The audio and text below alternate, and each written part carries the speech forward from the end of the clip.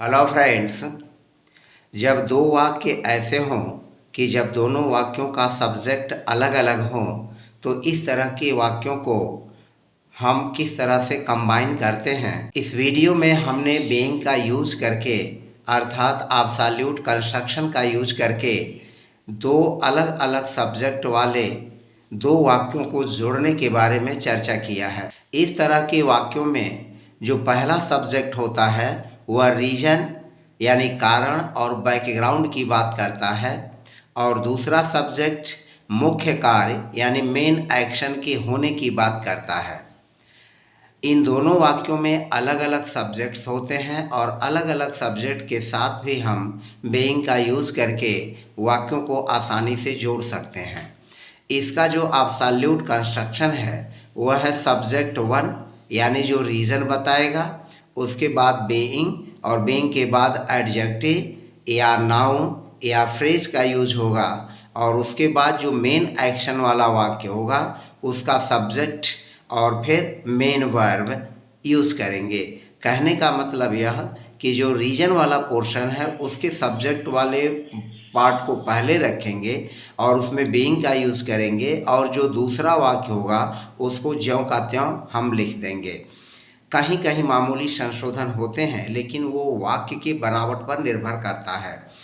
एक एक करके हम एग्जाम्पल के माध्यम से इस तरह के वाक्यों को बीइंग का यूज़ करके जोड़ने के बारे में हम चर्चा कर लेते हैं। पहला वाक्य है द टीचर वाज एब्सेंट और दूसरा वाक्य है द स्टूडेंट्स वेंट होम। अब इन दोनों वाक्यों को अगर देखें तो स्टूडेंट्स घर चले गए और उनके घर जाने का कारण क्या था कि टीचर उपस्थित नहीं थे। किसी कारणवश टीचर विद्यालय में नहीं आए थे और विद्यालय के में अध्यापक के न होने की वजह से स्टूडेंट्स घर चले गए। तो हमारा रीजन वाला पोर्शन पहला वाक्य है द टीचर वाज एब्सेंट और एक्शन यानी जो मेन एक्शन है वह वाला वाक्य दूसरा है द स्टूडेंट्स वेंट होम। इन दोनों वाक्यों का सब्जेक्ट भी अलग अलग है। पहले वाक्य का सब्जेक्ट है द टीचर, दूसरे वाक्य का सब्जेक्ट है द स्टूडेंट्स। तो जो रीजन वाला पोर्शन है इस रीजन वाले पोर्शन में से वाज को हटा देंगे और वहाँ पर लिखेंगे बीइंग का प्रयोग। तो वाक्य हमारा इस तरह से कंबाइन होगा। यह पहला वाक्य द टीचर, यह सब्जेक्ट हो जाएगा सब्जेक्ट वन, तो द टीचर और वाज की जगह बीइंग का प्रयोग हो जाएगा the teacher being absent. The teacher being absent comma लगा देंगे और उसके बाद दूसरा वाक्य लिखेंगे द स्टूडेंट्स वेंट होम।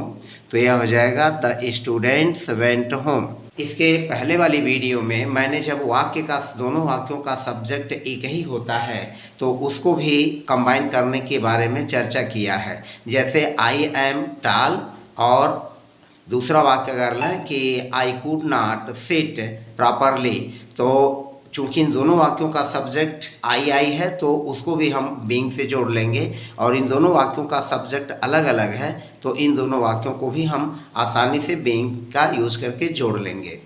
दूसरा वाक्य है my father was busy I slept alone.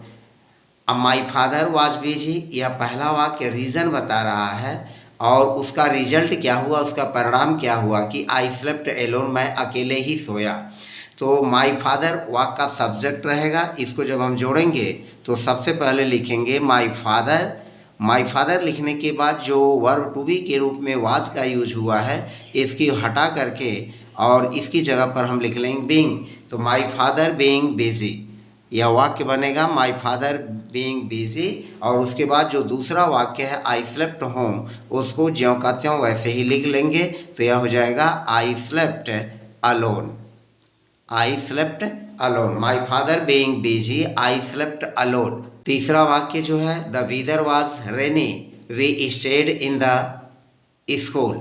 अब क्या हुआ कि मौसम वर्षा वाला होने के कारण हम लोग स्कूल में ही ठहर गए। तो रीजन वाला पोर्शन पहला वाक्य है, इस वाक्य का सब्जेक्ट है द वेदर, तो यही लिखेंगे द वेदर पहले लिख लेंगे और जो वाज है उस वाज की जगह बीइंग का यूज कर लेंगे। तो the weather being rainy, the weather being rainy और उसके बाद कामा लगा करके दूसरे वाक्य को हम ज्यों का त्यों लिख लेंगे। The weather being rainy we stayed in the school, तो यह हो जाएगा we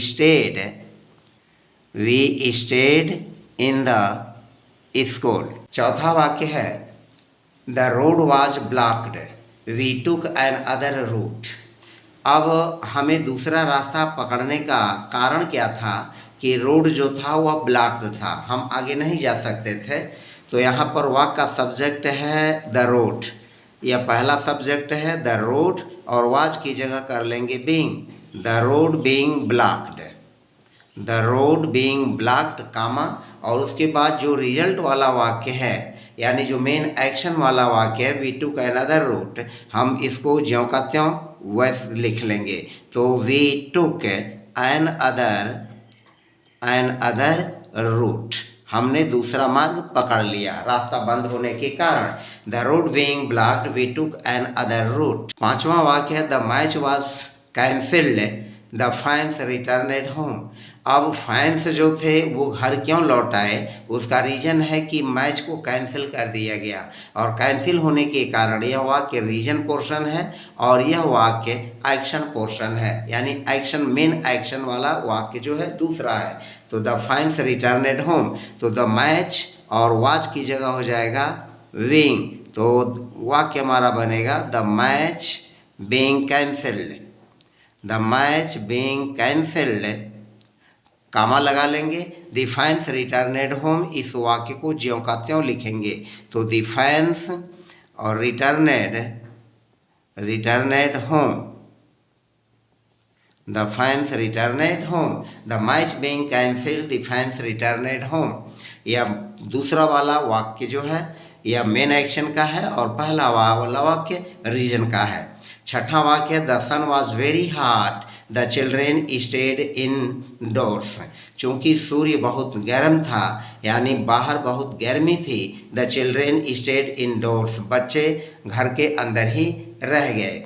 the sun being very hot the children stayed indoors, the sun being very hot the children stayed indoors. तरह से आपने देखा कि मैंने 6 एग्जाम्पल लेकर के आपको बीइंग का यूज करके दो भिन्न सब्जेक्ट वाले वाक्यों को कैसे जोड़ेंगे उसके बारे में हमने इस छोटे से वीडियो में चर्चा की। यदि आप मेरे चैनल पर पहली बार आए हैं तो प्लीज़ चैनल को सब्सक्राइब कर लीजिए और लाइक बटन दबाना न भूलें।